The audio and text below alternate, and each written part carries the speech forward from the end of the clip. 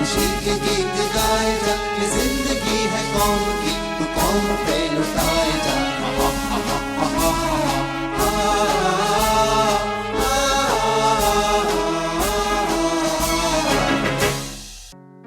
नेताजी को प्रधानमंत्री तोजो के सिंगापुर आने की खबर ने तमाम सवालों में उलझा दिया था, लेकिन वे मैदान की ओर निकल पड़े। सिंगापुर की सड़कों पर नेताजी का काफिला चल पड़ा। वे पीछे की सीट पर फौजी वर्दी में बैठे थे। उनके साथ कर्नल भोंसले और रासबिहारी बाबू बैठे थे। 10-12 मोटरसाइकिलों पर सवार आजाद हिंद फौज के जवान चल रहे थे। युद्ध की मार से सिंगापुर उबर नहीं पाया था, लेकिन उसका वैभव देखते ही बन रहा था। नेताजी जिंदाबाद, नेताजी जिंदाबाद, नेताजी जिंदाबाद, नेताजी जिंदाबाद।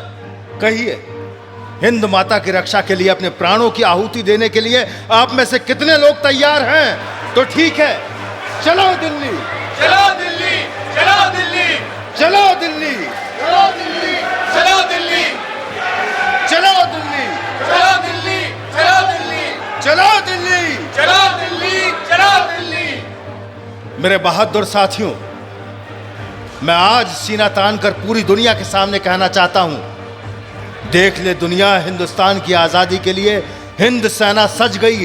एक गुलाम देश की सेना के लिए इससे बड़ा सौभाग्य नहीं हो सकता। वो अपनी मातृभूमि की आजादी के लिए बंदूक उठाए। आज सुन ले दुनिया से ये कहने वाले कि ब्रिटिश साम्राज्य का सूरज नहीं डूबता। अंग्रेजों का घमंड तोड़ने ये हौसलों का सागर मैदान में आज उमड़ रहा है। मेरे गुरुदेव ने कहा था कि हर साम्राज्य जिसका उत्थान होता है उसका पतन भी तय होता है। आज अंग्रेजों से सिंगापुर के कब्रिस्तान में खड़ा होकर एक बच्चा भी कहेगा, अंग्रेजों, तुम्हारा समय पूरा हो गया है। तुम्हारी कहानी इतिहास के पन्नों में बंद होने वाली है। जॉर्ज वॉशिंगटन अमेरिका की आज़ादी के लिए लड़ सका और उसे आज़ादी दिला सका तो केवल उसकी सेना के कारण। गैरिबाल्डी इटली को एक करने में कामयाब हुआ तो उसकी वजह उसकी बहादुर फौज थी। आज तक भारत इसीलिए गुलाम है क्योंकि उसके पास उसकी अपनी सेना नहीं है। अब मेरी बेचैनी समाप्त हो गई है। आजादी की अंतिम बाधा को आपने ठोकर मार के खत्म कर दिया है। नेताजी का भाषण जारी था। कई बार रासबिहारी अपनी आंखों को पोंछ चुके थे। सुभाष जो भी बोल रहे थे अपने मन की बात बोल रहे थे। उनकी आवाज में कभी तल्खी आ रही थी तो कभी दर्द सुनाई दे रहा था, लेकिन उम्मीद नजर आ रही थी संकल्प पूरा होने की। मेरे साथियों, आज मैं आपको कुछ नहीं दे सकता हूं। भूख, प्यास और मौत के अलावा आपको देने के लिए मेरे पास कुछ भी नहीं है। पर विश्वास रखें, अंधेरे के बाद ही उजाला आता है। आप अंधेरी राहों पर अपने हमवतनों के लिए चल रहे हैं। आपके वैभव और आपके आजादी के जज्बे को यह सुभाष आगे ले जाएगा। किसे पता, क्रांति के सागर में तैरते हुए कितने किनारे पहुंचेंगे। आजाद हिंदुस्तान में सांस ले पाएंगे, मस्ती से नाच पाएंगे, तिरंगा हाथ में लेकर। चलो, अब दिल्ली चलो के घोष के साथ लाल किले की ओर कूच करते हैं। किसी भी हालत में वायसराय की कोठी से यूनियन जैक उतार कर शहीदों के रक्त से रंगा ध्वज फहराएंगे।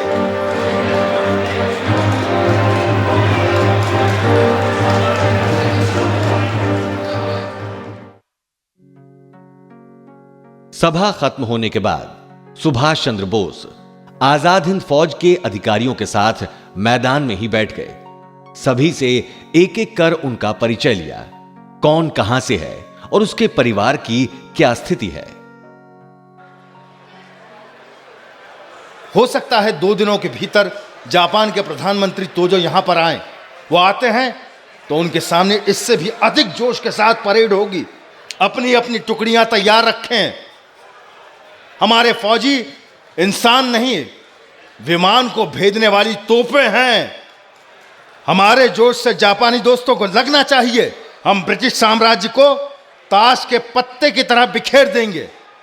सुभाष बाबू के आने के बाद से फौजियों का उत्साह देखते ही बनता था। बिरादरी कैंप में भोजन की तैयारी चल रही थी। फौजी खाने का इंतजार कतारबद्ध होकर कर रहे थे। जातियों के हिसाब से लंगर बनाए जा रहे थे। जय हिंद। जय हिंद। क्वार्टर मास्टर साहब, क्या बन रहा है रसोई में? खाने का पूरा ख्याल रखिएगा। मेरी बहुत इच्छा है आपके साथ भोजन करूं। कहां बैठूं, यहां कि वहां? यहाँ आइए नेताजी। अरे हाँ हाँ हाँ हाँ, मुझे तो सिख हिंदू मुसलमान सबके साथ पंगत में बैठना है। नेताजी सबके साथ थोड़ा थोड़ा खाना खा लीजिए। ऐसा क्यों? मैं तो अंग्रेजों को चुनौती देकर हिंदुस्तान को एक सूत्र में बांधना चाहता हूं। तो फिर ये अलग अलग पंगत क्यों? हम एक साथ बैठकर भोजन नहीं कर सकते तो हम एकजुट होकर ब्रिटिश शासन से कैसे लड़ सकते हैं? प्रीतम सिंह, कियानी, शाहनवाज, तुम ही बताओ, मैं ठीक कह रहा हूं या नहीं? ये भेदभाव अब नहीं, बहुत हुआ। नेताजी आप बताइए हम क्या करें, आप बस हुक्म करें। आप बताइए, हमारी लड़ाई का उद्देश्य अखंड भारत है तो ये अलग अलग रसोई क्यों? आप सही कह रहे हैं नेताजी। आज से सबका खाना एक साथ बनेगा, अब किसी बात का भेदभाव नहीं। आजाद हिंद फौज जिंदाबाद। आजाद हिंद फौज जिंदाबाद। नेताजी जिंदाबाद। नेताजी जिंदाबाद। हम सब शपथ लेते हैं, आज से एक चूल्हे पर बना खाना खाएंगे। सिख हिंदू मुसलमान बाद में, पहले हम सब हिंदुस्तानी हैं। आजाद हिंद फौज जिंदाबाद। आजाद हिंद फौज जिंदाबाद। आजाद हिंद फौज जिंदाबाद। वाह, आज से पहले मैंने इतना स्वादिष्ट खाना कभी नहीं खाया। नेताजी के छोटे से काम ने फौजियों के बीच जात पात की दीवार को गिरा दिया था। दिल्ली चलो से पहले ही हर स्तर पर फौजी एक सूत्र में बंध गए थे। फौजियों के बीच से जाकर नेताजी स्वातंत्र्य संघ के कार्यालय में पहुंचे। वे यल्लप्पा, उन्होंने यल्लप्पा और दीनानाथ से चर्चा की।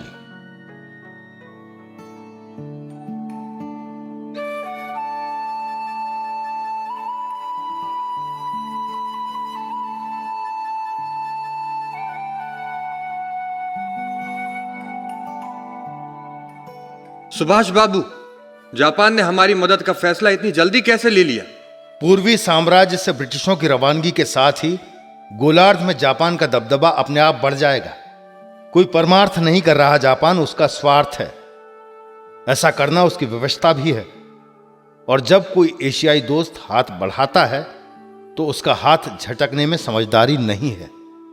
शाहनवाज, तुम शांत क्यों बैठे हो? तुम्हारे मन में क्या चल रहा है? मेरे मन में पाप था नेताजी। मैं हर वक्त आजाद हिंद फौज में फूट डालकर उसे कमजोर करने की कोशिश करता रहा हूं। हाँ शाहनवाज, तुम आजाद हिंद फौज का हमेशा से विरोध करते थे। फौज से दूर रहने वाले आजाद हिंद फौज के किनारे पर खड़े रहते थे। कोई मोहन सिंह के गुट का, कोई राज बिहारी जी का अनुयायी था। शाहनवाज, और अब आजाद हिंद फौज में रहकर उसके बाद भी अखंड हिंदुस्तान के लिए लड़ूंगा। 6 जुलाई 1943 नेताजी की सभा की जानकारी शोनाना टाइम्स में प्रकाशित होने से इपोह, पेनांग, अलोर स्टार और मलेशिया के दूर दूर शहरों से लोग पडांग में जमा होने लगे थे। मैदान में 1 लाख लोगों की मौजूदगी हो गई थी। दुनिया भर से पत्रकार पहुंचे थे। अपनी मातृभूमि की आजादी के लिए अपना वतन छोड़ना मेरी विवशता थी। विषम परिस्थितियों का सामना करते हुए मैं यहां पर पहुंचा हूं। आजादी के महायज्ञ का अनुष्ठान पूरा करना है तो उसके लिए आजाद हिंदुस्तान की अस्थायी सरकार की स्थापना अभी करनी होगी। दोस्तों, पूर्वी एशिया के 3 लाख हिंदुस्तानियों को आगे आकर ब्रिटिश साम्राज्य को खत्म करने के लिए तैयार होना पड़ेगा। दोस्तों, मुझे मनुष्य बल, धन बल और आप सबका पूरा साथ चाहिए।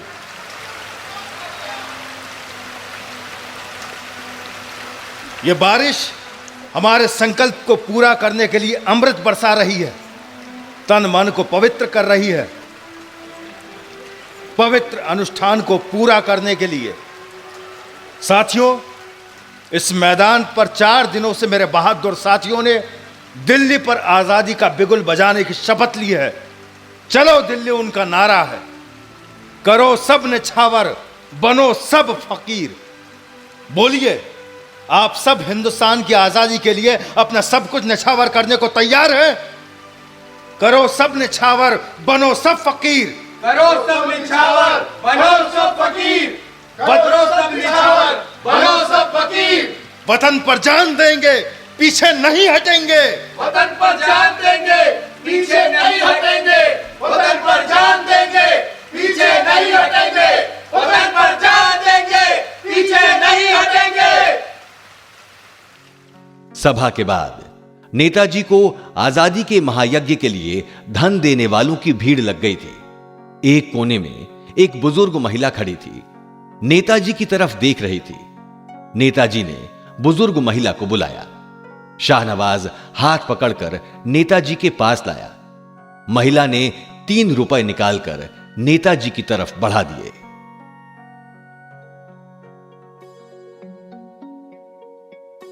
बस बेटा, इतने ही पैसे हैं मेरे पास, रख लो। लाओ मां, ये 3 रुपए नहीं है, आपका हौसला है जो हमें हमारे लक्ष्य की ओर ले जाएगा।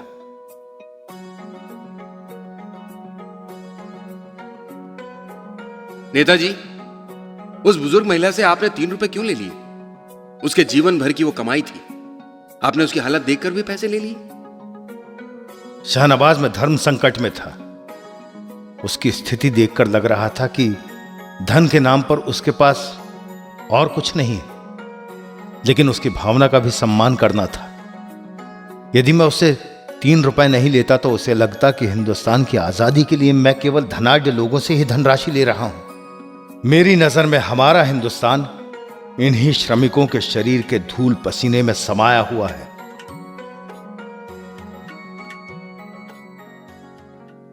9 जुलाई 1943 पडांग मैदान थरथरा उठा। प्रधानमंत्री तोजो के स्वागत के लिए आजाद हिंद फौज की परेड में नया जोश था। मंच भारतीय और जापानी झंडों से सजा हुआ था। वॉयलिन की धुन बज रही थी। मेजर भूरेवाल की आवाज मंच से उठी। सिर पर तिरंगा झंडा जलवा दिखा रहा है, हो तेरी सरबुलंदी जो चांद आसमां है। योर एक्सीलेंसी, कौन है ये अधिकारी? ये मेजर भूरेवाल है, हमारी पंजाब रेजिमेंट के बहादुर अफसर हैं। ऐसे ही जज्बाती बोल क्रांति में जोश भरते हैं। आप बिल्कुल सही कह रहे हैं। रुको रुको, तिरंगा नीचे गिर गया है।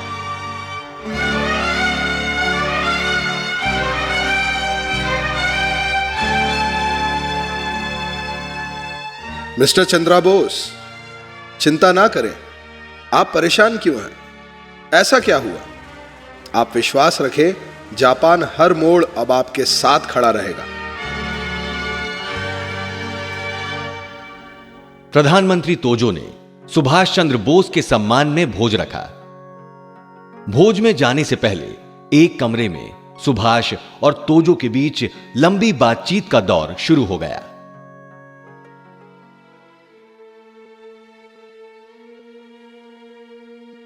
मिस्टर बोस, युद्धकालीन अत्याचारों को लेकर आपका क्या सोचना है? अपनी बात में बहुत साफ कहूंगा।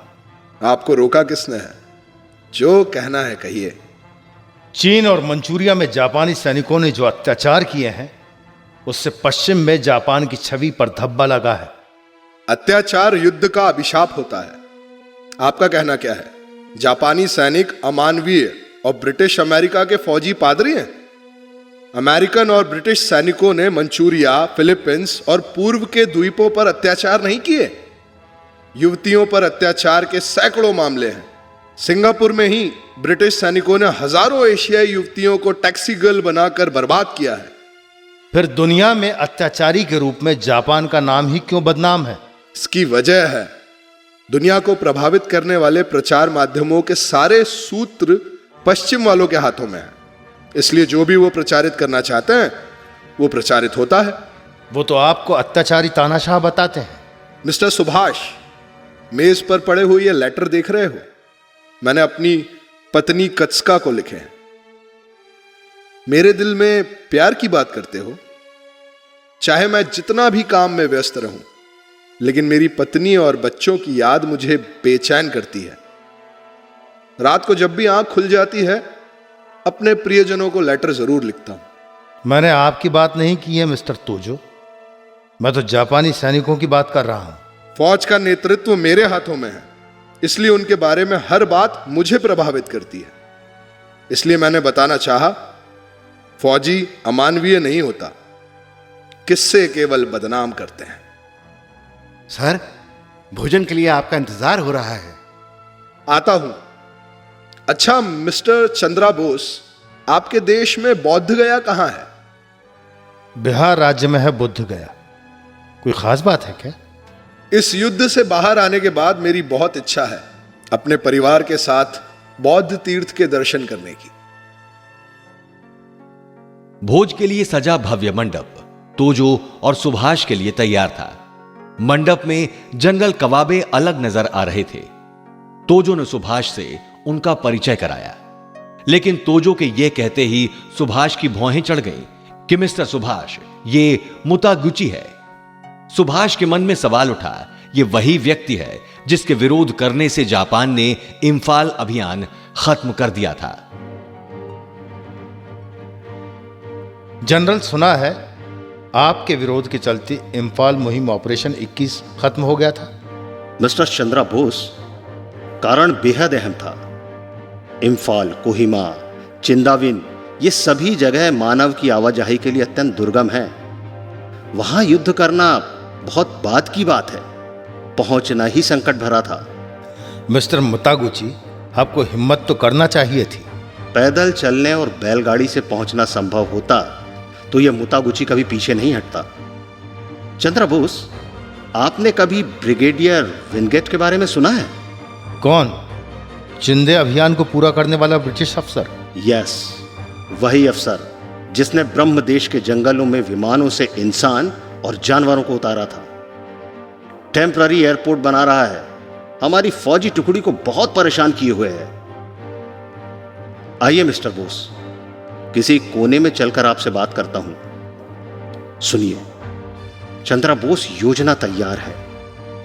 मित्र राष्ट्रों के तोड़ का तोड़ और जोड़ का जोड़। इस योजना में ब्रह्म देश और हिंदुस्तानी सीमा पर अमेरिकी सैनिक और ब्रिटिश छावनियों को खत्म किया जाएगा।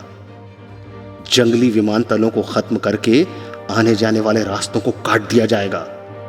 इम्पारू पर चढ़ाई करने का मेरा यही मकसद है, यानी आपका इंफाल।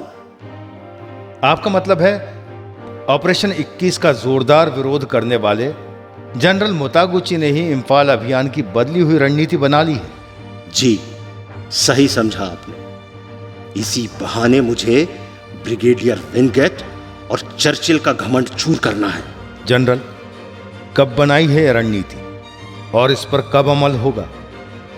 जाइए मिस्टर चंद्रा बोस, पूछिए फील्ड मार्शल तेराउची से। वही तो सदर्न आर्मी के चीफ हैं और हमारे सम्राट के खास। क्या वो नहीं चाहता? मना करना तो दूर, उसे मंजूर ही नहीं है। मुंह बंद करके बैठा है।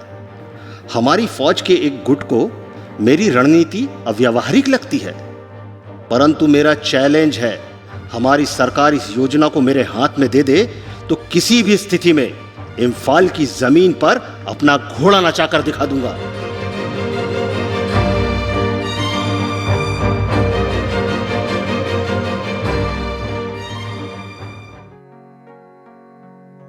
नेताजी जिस मुतागुची को लेकर कुछ और समझ रहे थे, वो तो जांबाज जनरल नजर आया। नेताजी ने मुतागुची का हाथ अपने हाथ में ले लिया। भोज के दौरान ही रास बिहारी की तबीयत खराब हो गई। नेताजी ने रास बिहारी बाबू को प्लेजेंट के बंगले पर छोड़ा। दूसरे दिन सुभाष बाबू रास बिहारी का हाल जानने पहुंचे।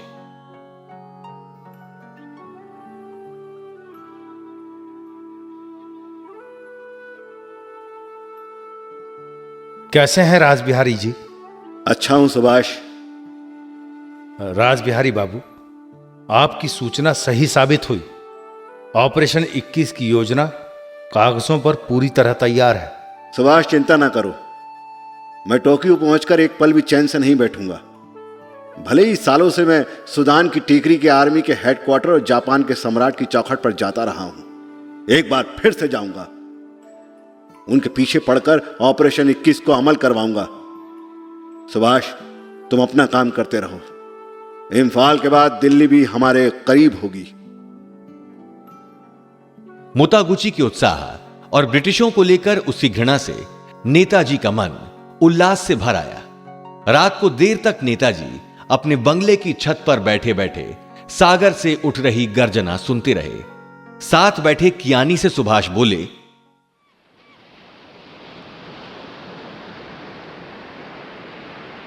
कियानी, प्रशिक्षण की गति तेज कर दो, फौज को अलर्ट रखो। मातृभूमि का खून से अभिषेक करने का वक्त अब करीब आ गया है। जो ऑर्डर नेताजी। फौज आपका नेतृत्व मिलते ही किसी भी वक्त कूच करने और अपना सर्वस्व देने के लिए तैयार है। ऐसा लगता है अब हिंदुस्तान की आजादी का सपना पूरा होने वाला है।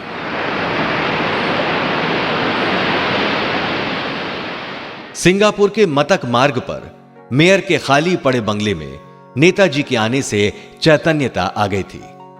नेताजी के प्रकाशन अधिकारी S.A. अय्यर, कर्नल राजू, सचिव आबिद हसन और शॉर्ट हैंड राइटर ई भास्करन हमेशा बंगले में मौजूद रहते थे। बैठक कक्ष में मीटिंग चल रही थी।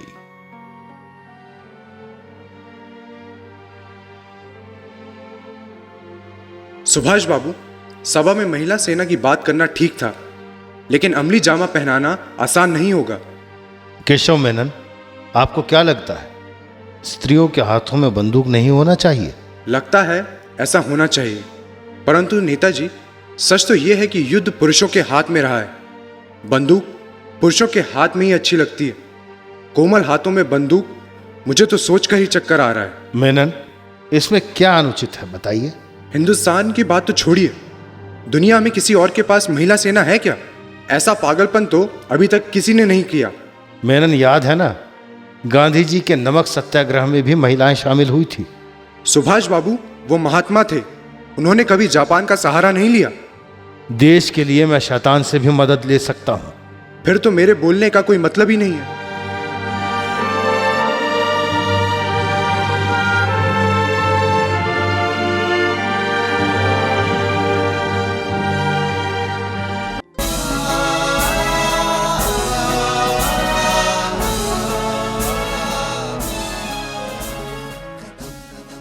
प्रस्तुति स्वराज संस्थान संचालनालय, मध्य प्रदेश शासन संस्कृति विभाग द्वारा।